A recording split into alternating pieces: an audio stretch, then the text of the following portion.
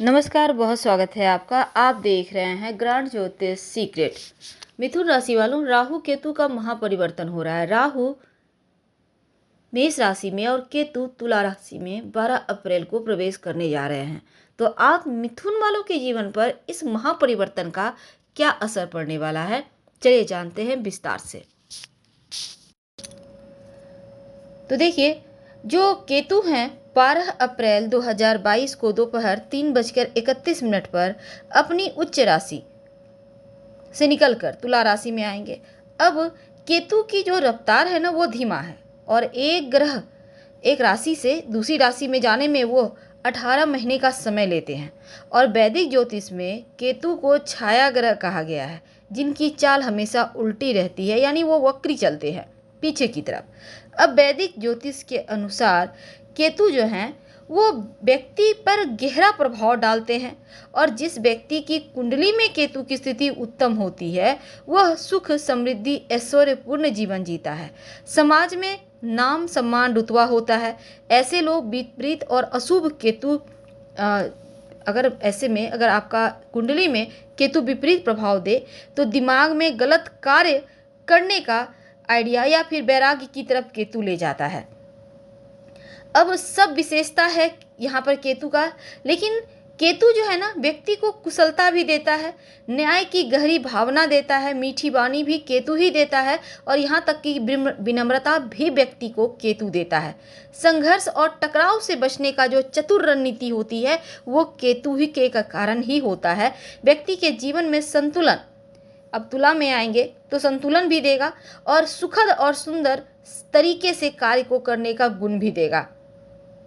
तो ऐसे में केतु का प्रभाव आपके जीवन पर क्या पड़ेगा ये तो हम जानेंगे विस्तार से, लेकिन उसके पहले एक और बात, किसी भी व्यक्ति को स्वयं कोई भी स्वतंत्र परिणाम नहीं देता केतु, क्योंकि केतु किसी भी व्यक्ति की कुंडली में जिस भाव में बैठता है ना, उस भाव के स्वामी के अनुरूप फल देता है। अब यहाँ तुला पर बैठे हुए हैं, तुला राशि में, तो ऐसे में अगर केतु का प्रभाव अन्य 7 ग्रहों यानी कि सूर्य, चंद्रमा, मंगल, शनि, शुक्र, बृहस्पति, बुध की युति और दृष्टि पर निर्भर करता है, तो केतु अन्य ग्रहों की तरह अपनी दशा अवधि में व्यक्ति को वैसा ही परिणाम देता है जैसे ग्रह उनके साथ जुड़ते हैं।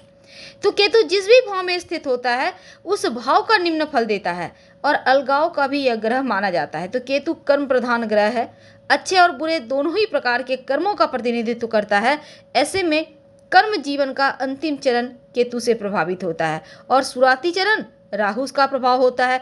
तो केतु किसी भी व्यक्ति के विचार, गहन विश्लेषण, ये चीजें केतु देता है। स्थिरता, जीवन का उद्देश्य का एहसास भी केतु करवाता है।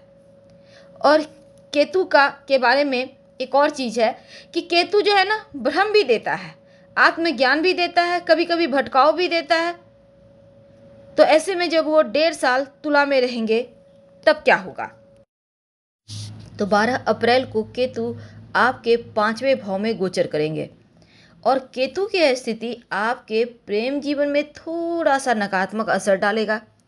आपके रिश्तों के बीच किसी तीसरे व्यक्ति की आने की संभावना भी दिखती है। तो ऐसे में लव के बीच झगड़ा ना हो जाए, ध्यान रखिएगा। और धोखा या ठगा हुआ महसूस आप कर सकते हैं लव रिलेशनशिप में। इस समय जो विद्यार्थी हैं, पढ़ाई लिखाई पे फोकस थोड़ा कम होगा और ये समय उतना अनुकूल आपके लिए नहीं दिखता।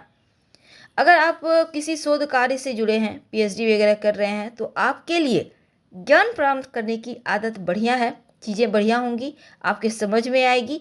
और खाने पीने की वस्तु बहुत सोच समझ कर खाइएगा, क्योंकि एलर्जी हो सकती है, इसका भी आपको ध्यान रखना है। अपना पेट की समस्या से बचना है। और आपके घर के आसपास जो कुत्ते हैं, रोड पर के कुत्ते, उनको आप दूध या रोटी खिला सकते हैं, आपके लिए अच्छा रहेगा। केतु का अशुभ प्रभाव में कमी आएगा।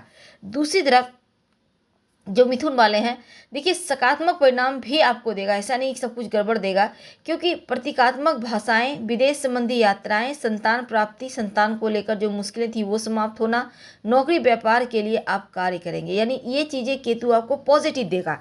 इस समय स्थान को पूर्व जन्मों का स्थान भी कहा जाता है, और पूर्व जन्म में किए गए कार्य आपने अगर अच्छे किए हैं, खराब किए हैं, तो उसी अनुसार परिणाम भी देता है। तो ऐसे में संतान के कारण लाभ होगा और आपको अपने अधिकारों का शक्तियों का उपयोग करने में सहायता मिलेगा। ऐसी परिस्थिति बनेगी जब सारी जानकारी होने के बाद भी आप किसी अन्य व्यक्ति के अनुसार कार्य करना पड़ेगा आपको, लेकिन कुछ समय पश्चात आपकी बुद्धि विवेक का सम्मान भी आपको मिलेगा। अपने जो आपके भाई बंधु हैं, दोस्त हैं, उनके साथ संबंधों को बढ़िया रखें, अपनों के साथ झगड़ा ना करें और बुद्धि को स्थिर रखें। पढ़ाई लिखाई पे फोकस करें तो आपके लिए, जो खासकर विद्यार्थी हैं उनके लिए बढ़िया रहेगा। अब यहाँ पर मिथुन वालों के लिए ये समय आप संतान से लाभ, संतान प्राप्ति के योग, और इस समय आपको इस वक्त दोस्तों और रिश्तेदारों से रिश्ते आप बढ़िया रखिएगा, और पक्षियों को भी आप चाहें तो इस समय अनाज खिला सकते हैं, आपको लाभ होगा।